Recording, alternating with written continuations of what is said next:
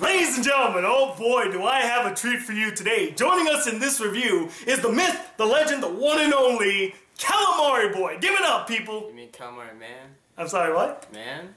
The woman to what? Calimari Man.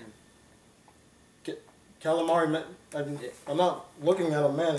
Look at these scrawny arms. I mean, look at this flat chest. I mean, do you even have any chest hair? You don't even have any facial hair at all. Have you even gone through puberty? Yeah. Calimari Man. Give it up for Calimari Boy, everybody. Man.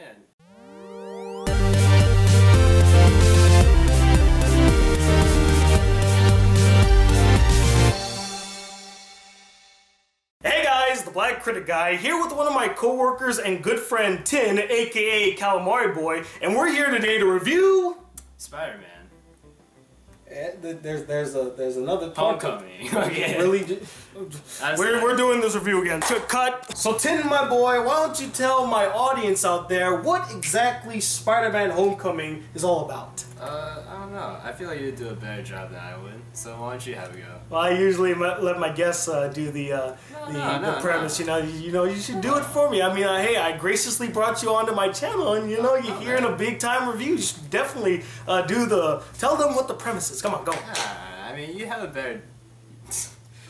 I feel like you do a better job than I would. You know what? It's your turn, man.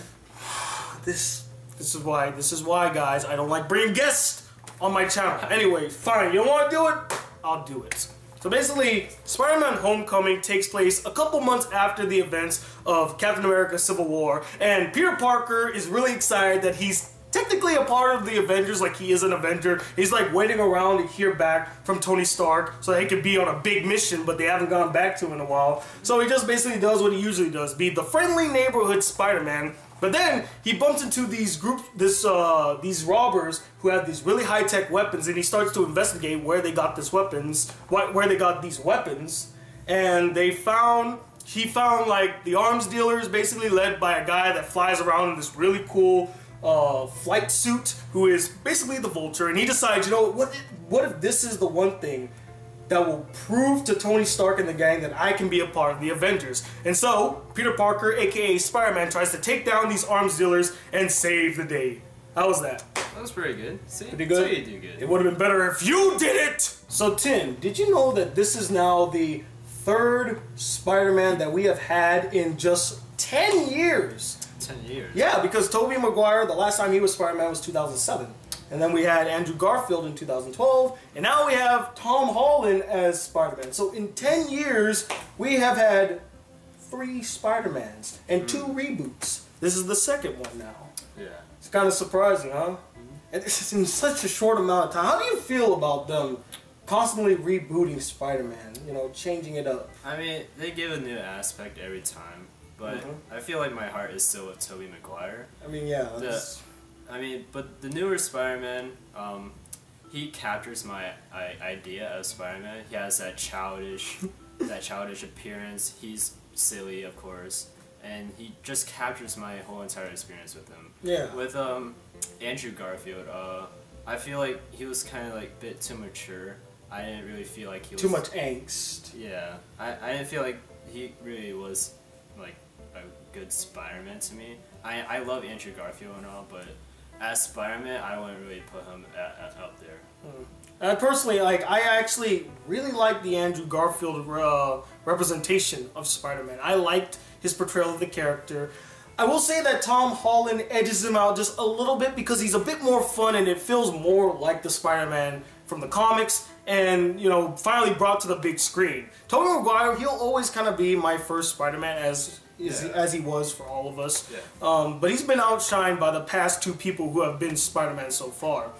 So when I heard that they were doing Spider-Man Homecoming, I got really excited. And by the way, whoever thought of the name for this film, I've been meaning to say this for months now. That is a perfect name for this film. Do you get the double meaning of the film? Yeah. Or the title?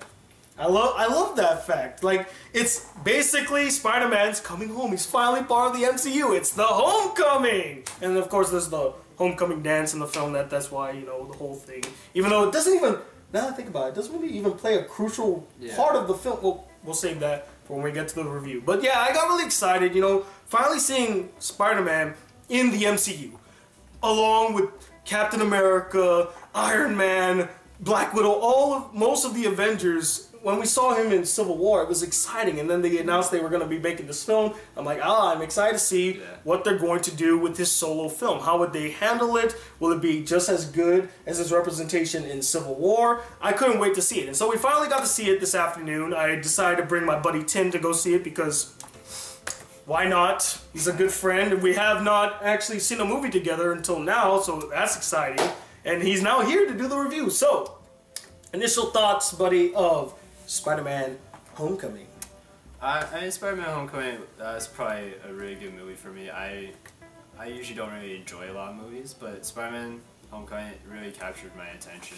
I love the comedic effects of it. I love comedy. Yet he's not even that funny at work, you know? He doesn't crack a smile or laugh at any of my jokes. Like seriously. You like comedy? I'm comedy gold, am I not? Come on. You can get the fuck out of my review if you want to. Alright. Anyway, let's sit down. Finish your sentence. I also shared that, man. I hear what you say, Tin, although I have to be honest with you and to all of you watching this video, I thought Spider-Man Homecoming was pretty decent. You know, it's an okay film. I enjoyed bits and pieces of it, but is it the best Spider-Man film? No. No, it's not even close. Like, Spider-Man 2, and in my opinion, The Amazing Spider-Man were way better than Spider-Man Homecoming. But we'll save that for later, and I'm pretty sure I'm already getting a bunch of hate in the comments. But Tin, before we get destroyed by the internet, why don't you tell me and tell the audience, what are some of the things that you really liked about Spider-Man Homecoming? Spider-Man Homecoming, I love the actor. He's really great. Tom Holland? Yeah. I love how they added a lot of references to other movies. How you like that? Yeah, I mean, it was a nice refresher. I don't know what else I like. But didn't you just say that it was a really good movie? You only named like a handful of things that you liked. I mean, like you mentioned the comedy. Yes, you like the main actor. Well, what about all the other actors? Did you like did you like Michael Keaton as the main villain, aka the Vulture? Which, by the way, have you seen the movie Birdman? No, I haven't. So Birdman is a film about an actor who was really big in the 90s because he portrayed this hero called Birdman, and he's trying to like become this big stage actor and prove that he's a real actor. And I found it really coincidental that he played a actor in a film that was known for playing a bird-type superhero, and here he is in Spider-Man Homecoming 3 years after playing that role, where he's now playing a bird-like villain. Yeah. I don't know if they did that on purpose or not, but I thought it was pretty funny. But yeah, what did you think about Michael Keaton's villain? What did you think of him? I like him. I like how they put a lot of story on why he was doing the things he was doing. They spelled out his motivations. They made it clear why he turned to villainy. Yeah, I also like that he wasn't just a villain just to mess with people. I like how he actually had that backstory. I also liked how he played his villain. The way he portrayed the role, basically. What about Peter Parker's friends? You know, you have the big fat sidekick character and that one girl, Michelle, I believe, who, in my opinion, Michelle, she's a great character. Even though she's not in the film that much, every single scene that she's in, for as brief as it is, she steals the scene. She steals the moment. She's really good. Although the reveal to who she is. We'll talk about that in the spoiler section of this review. Don't worry. But what'd you think about Michelle and Fat Guy and Peter Parker's love interest and all that stuff? Did you like them? Michelle, I loved her carefree personality. I loved how she... More like a give no fuck attitude, no? Yeah. She didn't really care at all, and I loved that about her. She seems like she was a teenager. Like, she fit so well in that world, you know?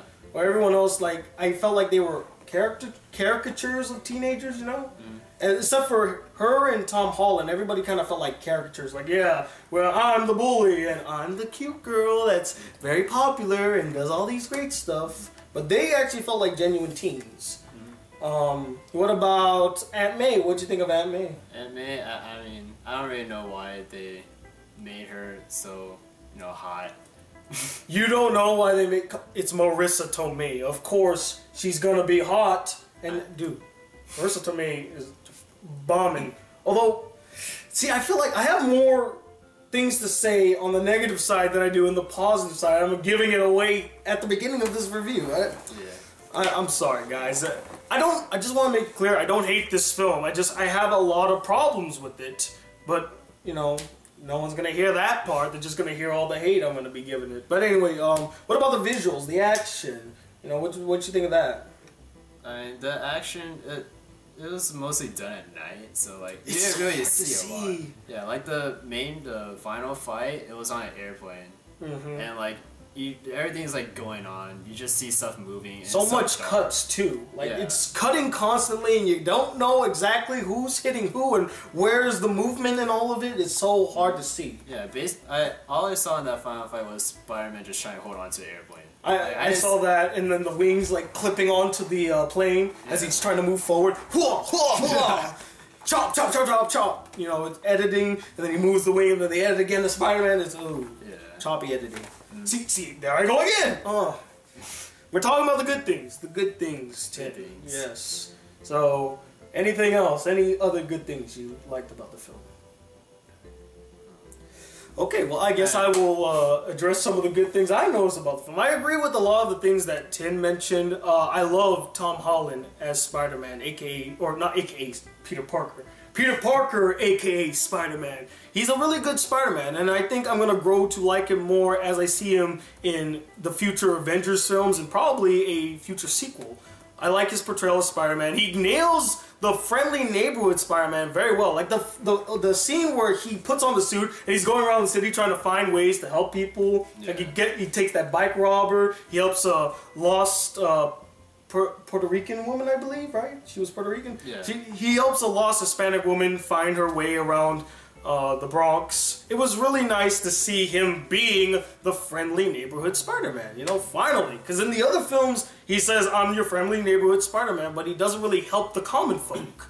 He goes and does the big showboating fights and big showboating action sequences and robberies and crimes. Whereas I felt like if you would show him helping out the neighborhood and making sure that he has a connection with these people. I like seeing that. I wanted to see more of that in the film, but they don't. That was the one scene that we got, and there was no other friendly neighborhooding. He destroyed the neighborhood. He destroyed a neighborhood, though. That was interesting. Again, I mentioned I like Michelle. I think she was the best supporting character in the film, the only good supporting character in my opinion. I really liked Michael Keaton. I liked that they explored his backstory and gave the character motivation and purpose. If he was just a bad guy to be a bad guy, I would have had a problem. Like, really, this guy's just automatically, I want to be a bad guy. And it ties in to the Marvel Cinematic Universe very well. It was almost seamless in the way that they transitioned that. It didn't feel as forced as some other things that we'll also address. There were some action scenes at the beginning of the film that I enjoyed. Like the fight inside of, like the robbery fight. The opening fight that we see, we saw it in the trailers. I thought that was really well handled. The fight on the ferry was pretty good as well. Yeah. That was probably the most tense moment in the film, besides maybe the elevator scene, which is kind of a little tense. There were some really funny parts. I can't say that all the humor in the film struck gold, but there were some really keen, funny lines and funny situations that I thought was hilarious. And I kind of liked Robert Downey Jr. in this film. I didn't love him, but I liked him. And he didn't overstay his welcome. I thought he was going to be in the film constantly, just popping up, popping up, popping up. But he only shows up only a couple of times in the film, and I'm like, thank you. At least they didn't overdo that. Yeah. And I also like that they used Happy in the film. I miss Happy. You know, Jon Favreau's character. What else did I like about the film? No, that's it. I think that's all I liked about the film. Oh, and the Captain America cameos. Oh, those, yeah. You all know how I feel about the Cap. When I see Captain America on screen, yes, love it. And also, there's a post-credit scene after the first post-credit scene. There's two. The second one, I died of laughter. Not only was it really, it was well set up, but it kind of ties into a running gag in the film. I was like, that's perfect. It was beautiful. But with all that said, now we must have a discussion about some of the issues with the film. Alright, Tin, so we addressed some of the things that we liked about the film, but what are some things that you didn't like about Spider-Man Homecoming? I didn't really like Flash. The bully! Yeah. The most bulliest bully to ever bully in a film, am I right? I feel like Flash didn't serve a purpose that much. I feel like he didn't really do much at all. He didn't really drive Peter to do anything. He was just basically your just cliche bully. He was just trying so hard. Definitely a try hard. I feel like most of the things he didn't really do much. Like to me, if somebody did that to me, I would be like, okay, just go away. Didn't you like that part of the film where he was like, when I say penis, you say Parker, penis, Parker, penis, Parker. Like, yeah. The guy is a fucking try-hard. He was trying so hard to come off as a bully, and I'm like, dude, tone it down. Let's dial it back right now. And the guy who portrayed him, he was actually the same actor who was in the Grand Budapest Hotel. I don't see him as a bully character. I can't see him pulling off the bully character, and he didn't pull it off. Yeah, not once in the film where I was like, yeah, this guy is definitely a bully. And every single action he does, I mean, I was face-palming like, God, he couldn't be more of a bully if he tried. Like, he's just trying to hammer it home that I'm the bully guy. You're all supposed to hate me. And unlike, like, the previous Spider-Man, the original, and then the remake, there wasn't really a comeuppance for this villain. You know, in the first one, Peter got his revenge where he basically embarrassed the bully in front of everybody by dodging all of his punches and all that stuff. He humiliated him in a very public way. And then in the second one, it took a much more darker turn to where the bully started messing with Peter, and then he just pins him to the wall. It's like, stop messing with me, man! And he's like, whoa, whoa, calm down. You know, a darker path, and that's exactly what The Amazing Spider-Man was trying to be. It was trying to be a much more darker take on Spider-Man. Mm-hmm. In this one, like, the bully taunts Peter, and Peter's like, oh, okay, I'm sorry, Flash, stop it, man. The only comeuppance he gets is that later on in the film, Spider-Man commandeers his car, and he ends up wrecking it, which isn't really, it's not a comeuppance on him because even Flash mentions, oh, well, technically this is my dad's car, so yeah. You know, I'm guessing he'll be grounded for that, although I don't really think Flash is to blame. A hooded man with superpowers stole his car. I mean, in the MCU, I believe the parents are going to be like, you know what, I totally believe that. You get a pass. Yeah. Right, so you didn't like Flash that much. What about the love interest? What did you think of... Shoot, what was her name? Liz, yes. Yeah. What did you think of Liz? I didn't feel there was really much there. It's just basically Peter's like, okay, she's hot. And... yeah. He does the long stare like, wow, so beautiful. I think we should stop staring now. It's getting a bit awkward. That's basically what he does. And... But yeah, what else did you like think about it? I mean, I didn't feel like there was really a connection. Like, there is nothing. There's no story behind anything. It's just okay, you're really pretty. And like when they actually did like kind of hook up, it was just Peter saying, "Yeah, I kind of like you." And that's it. Yeah, and she's like, "Yeah, I know." And wasn't her reaction? I don't know whether I like her reaction or I didn't like it because she was just like, "I know." Yeah, I feel like there wasn't even a reaction. Yeah, she just kind of, oh yeah, I knew. And I kind of like you too, I dig you. And I'm just like, wait, that's it? That's as far as we're going to go with this? Mm-hmm. Yeah, I agree with Tin. I felt no chemistry between these two, and I never felt like they grew closer in this film. Like, Liz is supposed to be the main love interest, and yet she does nothing with Peter. Like, Tin, I hate to compare this one to the past renditions of Spider-Man, but because Sony is the ones behind this film, I think it's justified to make the comparison. Like, the love interests in the first Spider-Man and in the remake, both of them had personalities. They stood out, one more than the other. Like, Gwen Stacy is probably the best love interest we've ever seen in any Spider-Man film. Emma Stone killed it as Gwen Stacy, and her relationship and chemistry with Peter felt genuine and real. You felt like these two bonded with each other. And in the first film, as much as Mary Jane was kind of like a stark love interest, she had some sort of personality. She did stand out to a certain degree, and you know that her and Peter have been friends for years. They were neighbors and all that stuff. You kind of understand her character. With Liz, she's just a stark character. You know, one of the things that I hated was the fact that she is that stereotypical girl that's really popular and good at everything. I mean, wasn't she like in the Decathon thing? Decalothon. She's part of like the smart people crew that go to competitions. She's part of that. She's part of the homecoming committee, putting on the homecoming. She has great looks. She's intelligent. I mean, she just was too good to be true. Yeah. And it just bothered me because she didn't really have much dimensions to her, and I just, again, didn't really feel a connection between her and Peter. I never felt like they were coming closer and stuff, and I guess, do you think that was the point, though? That they didn't really connect that well? I don't think so. I think the love interest is really a big part of Spider-Man. I kind of lost interest in it. Because that was just such a big part of it. That love interest. You know what would have been cool? To actually see like Peter and Michelle spend a moment with each other. Kind of maybe have this moment where Michelle, or not Michelle, maybe Peter confides in Michelle. It's like, you know, I'm going through all this stuff and, you know, the homecoming dance is on its way and all that stuff. And she's like, look, even though things are really hectic, just know that we're all here for you. And you should just try to have some fun, enjoy yourself, you know. That could have been a good bonding moment and would have established Michelle as a potential love interest for Peter. And by the way that the film ended, it's heavily hinted that she likes Peter and will possibly be in the sequel as a love interest. We'll have to wait and see. We're not in the spoiler section yet. You know what? Actually, no. We might as well. We're in the spoiler section now. So at the end of the film, they choose Michelle to be the new president of the Decathon, whatever their little club is. And they're like, yay, Michelle! And she's like, oh, well, my friends call me MJ. Yeah. Really? Really? With that shit? Why? Tin, we argued about this in the car. Why did they do that?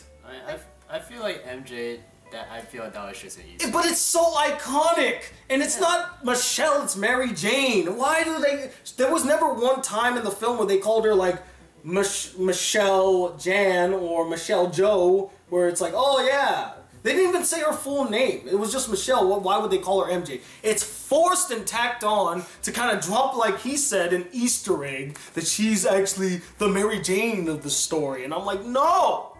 Of all things, I don't even care if she's black or white. You know, everyone made that big kerfuffle about her race and, you know, why is she black? She's supposed to be white. Oh, this is blackwashing. I don't care. I just... It's gotta come naturally. It felt so tacked on. That's Sony at work right there.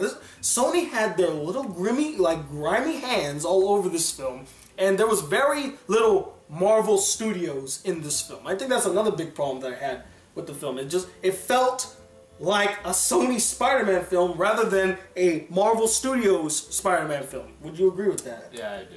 It's upsetting because I was expecting like this would be a collaboration. We're gonna actually work together to craft a good narrative, and it just kind of felt a bit too forced, and some storylines just went on for too long. Like the beginning of the film is all about Peter kind of getting used to his suit, his new suit and stuff, and trying to prove himself. But there's also that whole side story with him trying to get with Liz and all that stuff, and then his friend. Oh, we didn't even talk about his guy in the chair, as he likes to call. What did you think of Ned? Ned, I mean, I kind of liked him a bit. He was funny when he needed to be, but a lot of times he came off as a little bit annoying. Like me. Do you think that he was a good supporting character for Peter? Like he was a genuine friend to him, or that he actually served a purpose to the story? Did you think he worked as a character, basically? I honestly think he did, actually. They seem like really good friends. They had that handshake. That handshake. Like Peter was able to do it without even looking at the hand, so I feel like that bond is really close. Really tight. Even though I for one I didn't like him at all. I thought he was really annoying, and he was just like how the bully was a try-hard bully. This guy was like a try-hard best friend. Like, hey, I'm your best friend, bro. It's all good. He's the forced comic relief of the film, and is again. Sony Pictures, we gotta put our thumbprint on this film.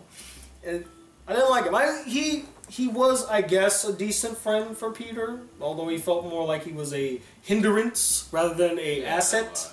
A lot of times. I mean, the only good thing he did in the entire film was nearing the end, where he kind of saves him from getting the shit kicked out of him, and then he becomes the guy behind the chair, like he always says, or the guy on the chair, right? Guy behind or guy on the chair? I don't remember. I think it was guy on the chair. Basically, he becomes his support team when he goes to take down the big baddie at the end of the film. So that was, it was okay. You know what one of my biggest problems with this film was, besides, you know, Sony constantly meddling with the story?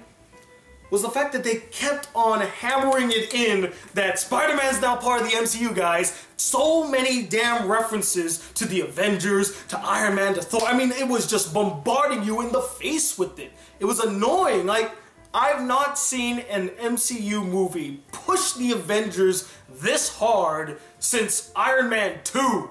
Since Iron Man 2. That's how long it's been. Although it's kind of interesting that I compared this to Iron Man 2, and Iron Man was a key role in this film, and he kind of sees a lot in Peter. He sees a lot of himself in Peter. This Spider-Man Homecoming feels very much like Iron Man 2. Especially with some of the forced humor. My god, like they're trying to have like a serious moment, and all of a sudden there's just a joke thrown in. Like there was a scene where Happy is having this emotional talk with Peter in the bathroom, and then somebody flushes the toilet. Oh, there was somebody in the stall the whole time, and it drags on for so long, man. Like we get it. It's it's very cheeky, very funny, and the references constantly. The robbers are wearing the Avengers mask. Tony Stark is brought up all the time. They freaking jizzed on themselves when they went over to the Avengers headquarters. Like, look, Spider-Man standing in front of the A for the Avengers. He's an Avenger. We get it, guys. We know it. You know, one thing I praise about the other Marvel Studio films is that they're kind of their own standalone films. They don't constantly push the Avengers down your throats. Doctor Strange barely mentioned it just by one line. That's it. They mention it with one line and then they move on with their own story. Freaking Guardians of the Galaxy has yet to mention the Avengers. They're their own standalone film. Why did this film feel the need to constantly bring up the fact that, hey, we're in the MCU, here's the Avengers? Well, what did you think about them referencing the Avengers so much? Don't put that in the video. I'm putting that in the video. No! I'm putting that in the video. No. See, everyone's watching and they're thinking that you're a fool now. Wow. Yeah. That's how great of a friend I am. Okay, so we kind of touched upon the action in the film and how some of them were really good and entertaining, while others, we didn't know what the hell was going on. We couldn't really see it that much. Especially the last fight scene, the last action sequence. The climax of the film was rather underwhelming in my opinion. I believe you felt the same too? Yeah, I did. It was, because one, you can't really see what's happening. The fight between Peter Parker, aka Spider-Man, and the Vulture, not really much of a fight, which I understand is the point, because he's a novice, he doesn't know what he's really doing. He wasn't prepared for this fight, and that's another thing the film brings up, is that, you know, he's green. He doesn't really know how to take down the bad guys and all that stuff. But even though he didn't know how to take down the bad guys, even though he was learning, it would have been nice to see him actually kind of put up a fight against the Vulture. He didn't really stand a chance against him. He was out-leagued by the Vulture throughout the entire film. He never once had the upper hand on him. Not really. Which was rather upsetting. I'm like, come on, this is his main adversary. A good fight scene would have been nice. It would have been well worth it. Yeah, I honestly don't think there was actually any fighting. It was just tossing and throwing and all that stuff. And fist throws. By the end, it was just a plane crashing, and all of a sudden his suit was just malfunctioning. Then he just exploded. I think you can agree with me on this, Tim, that the action in the film was very by the numbers. You know, very safe type action. Where it just kind of goes through all the beats of what a big, intense action scene should be, but doesn't really do anything special or unique or interesting. On a visual level, and even in like the fight sequence level, you know, nothing really was intense about it. Even you mentioned it earlier about, like, you know, they didn't really throw any punches or anything. Yeah, like, there's no like real actual combat. I mean, there's kind of an inkling of combat where, you know, Spider-Man is flipping around and shooting his web and pulling guys. I thought that was cool. That was the most interesting part of any of the fight scenes, where he's incorporating his webs and all that stuff, all of his gadgets into his fights. And I would love to have seen that more, but, you know, it's just being tossed around like a rag doll. Woo, woo, woo. That glove glove thing though for the guy that they call the Shocker. Really, the Shocker? That's the name? I don't know if that's a reference to like a Spider-Man, like small villain or something, but that was kind of weird. Yeah. So, the Shocker. Boom! His glove was pretty cool though. Like it felt really powerful. It had some weight to it. But other than that, not really much with the fight scenes. Yeah, not really, no. You know another thing that really upset me, Tim? What they did with Aunt May's character. She was barely in this movie. And just like his main love interest, Liz, I didn't feel a connection between Peter and his Aunt May. And this is such travesty. The other two versions of Spider-Man did a great job at establishing a bond between Peter Parker and his Aunt May. In this one, they share what? 2-3 scenes, right? About 2-3 scenes. Yeah. There was a nice moment where, you know, he's getting ready for homecoming and all that stuff, and he's like, Aunt May, I need your help. That was the only moment I actually felt like they bonded, although it was a montage moment instead of like, you know, doing a little tongue-in-cheek thing where she's like, you look so handsome. You remind me of Uncle Ben. Speaking of Uncle Ben, there's not one time in this film that they reference or even hint to Uncle Ben. Not once. Yeah, I get that he's dead in this version of Spider-Man. They bypassed the origin story, which, thank you, I'm glad you did, but Uncle Ben was such a vital part of Spider-Man's story and his character arc, and a very vital part to Aunt May. She loved Uncle Ben. They don't mention him once? I mean, there was an emotional scene where Peter and Aunt May are talking, and he tells her that, oh, I lost the Stark internship, and she's just like, it's okay, you know, and she even tells him that she knows that he goes out at night and he wasn't in his room and all that stuff. It's like, I know you go out of your room. I used to do that too. And I thought she was gonna say like, you know, your Uncle Ben and I, we used to sneak out of our houses all the time just to see each other. He was wild and crazy. You remind me of him. Just a little thing like that. You know, kind of establish some sort of bond between them and to give some backstory to the characters as well. That could give us a lot of information about what Aunt May was like and what her relationship with Uncle Ben was. She still thinks about him. There's not a moment in this film where I felt like she kind of misses Uncle Ben. I feel like it's just like a lot of men just trying to go onto her. Yeah, because, I mean, it's Marissa Tomei who would not do that. Although, funny enough, they did that only twice in the film, which was shocking to me that they showed that much restraint. Because in Civil War, that's all Tony Stark would ever talk about. It's like, yo, man, your aunt looks hot, dog. Is that really your aunt? And I'm just a little upset that they didn't at least mention Uncle Ben. He didn't have to be in the movie, but a reference to him, as he is a vital part of Spider-Man's story, would have been great. You know, small things like that. The small things in this film is what really holds this film back from being really good. And there's a lot of missed opportunities. I don't know if you noticed this about the film, but there was this whole kind of, I guess, a hint to an arc where, remember when they went to Washington, D.C. to do that competition for their stupid club? And his love interest, Liz, they're all sneaking to go to the pool and stuff and hang out, you know, be kids. And she's just like, come on, you know, everyone breaks the rules now and again. Let's just go and have fun. And he's looking down on them while they're splashing around the pool, and he's like, nope, gotta go be Spider-Man. I thought this would have been a very interesting story arc where Peter realizes that, you know, maybe I need to enjoy life. Pull back on the superhero ring and just be a teenager. Enjoy my teenage years. I have all the time in the world to be a superhero, but I don't have a lot of time to be a teenager. To go out to parties and do some rambunctious shit, you know? And I thought that wouldn't that have been a great, like, little side story character arc for Peter? It would, but I feel like Peter was mainly focused on trying to be an Avenger. But that would have worked so well because he was so driven to be an Avenger and all that stuff. And even at the end, he's just like, no, I don't want to. I just want to be a friendly neighborhood Spider-Man. And I'm like, wouldn't it have been interesting? He's like, you know what? I'm fine. You know, I like where I'm at right now, and I think, you know, I'm just gonna have some fun. You know, if you need me, hit me up. You know, I'll be here, but I'm gonna have fun. The arc where he realizes that he just wants to be a friendly neighborhood Spider-Man and not an Avenger, it kind of felt tacked on too. Like, I get, yeah, they mention it a lot in the film, and they do build it up, but the way that they build it up was very flimsy, and the payoff at the end just didn't resonate with me, because I'm like, well, he didn't really come to this conclusion while fighting the small fights. He came to this conclusion right at the moment he sees the suit, and like, actually, I'm recollecting right now, I just don't feel like being an Avenger. That's just the way it is.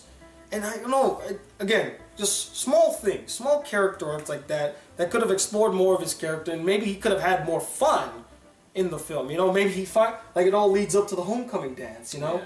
Well, another thing, why didn't they incorporate the homecoming dance into the story?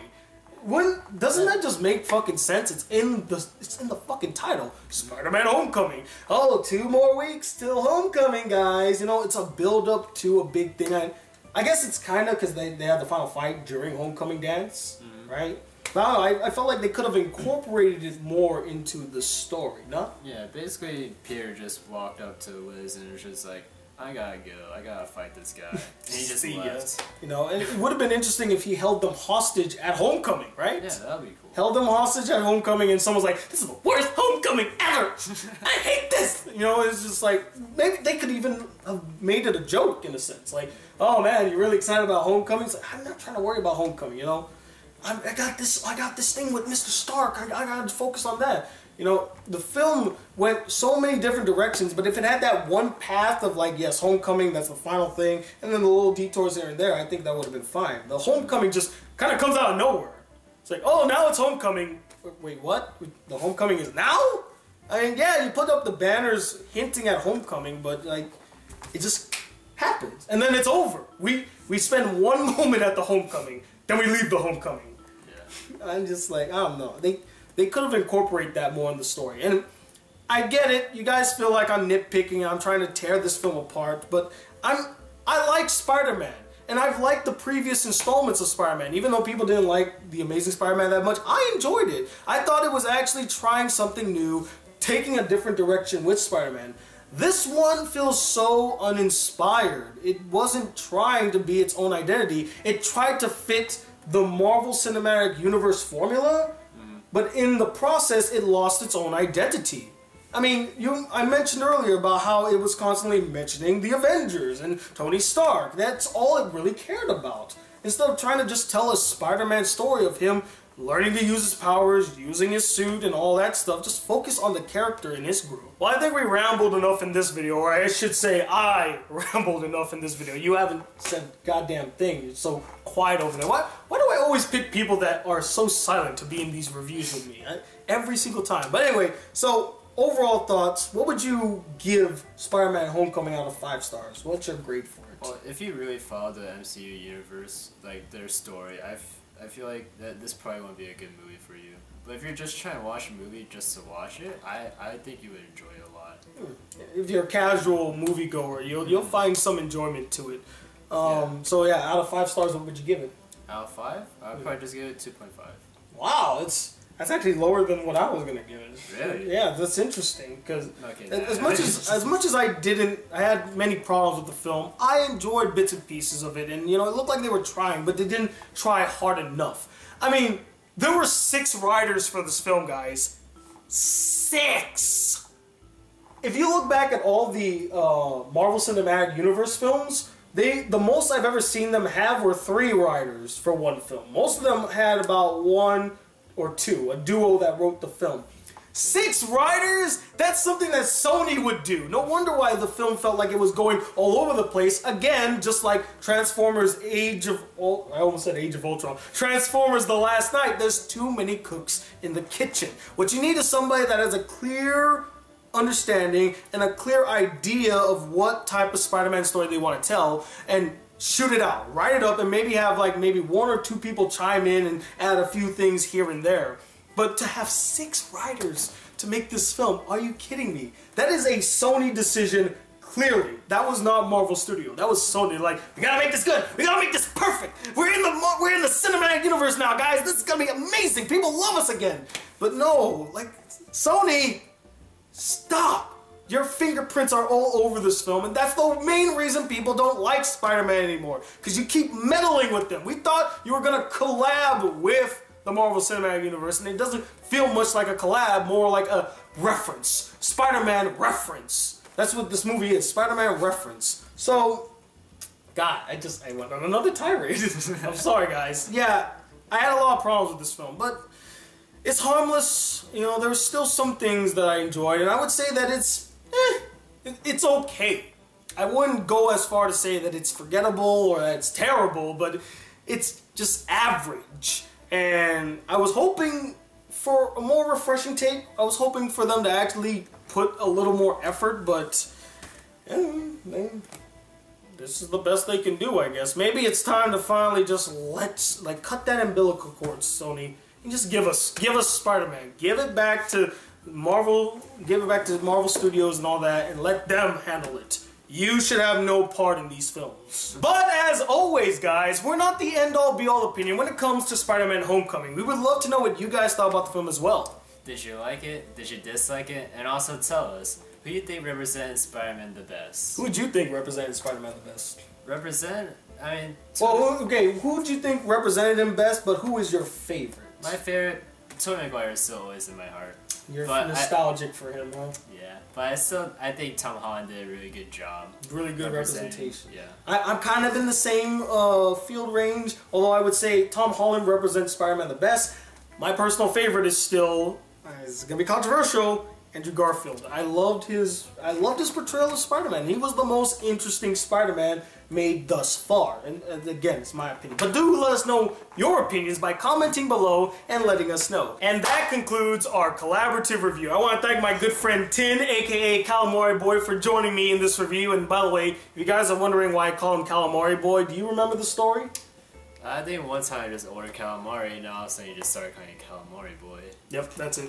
Yeah. Not much of an interesting backstory to that name at all, but hey, just like I let you down with that story, this film kind of let me down too. With this, I expected a bit more. But yeah, so I thank you, Tim, for being a part of it. Hopefully, I'll get to some more reviews in the near future, and maybe he'll be in some of them. We'll have to wait and see. But until all these videos come, guys, if you'd like to be a part of the Black Critic crew, don't miss out on a single awesome video on this channel, please. Hit that subscribe button below, like this video if you really enjoyed it, and I'm talking about this second, joined by Calimari Boy himself as the Black Critic Guy. Till then, peace, YouTube!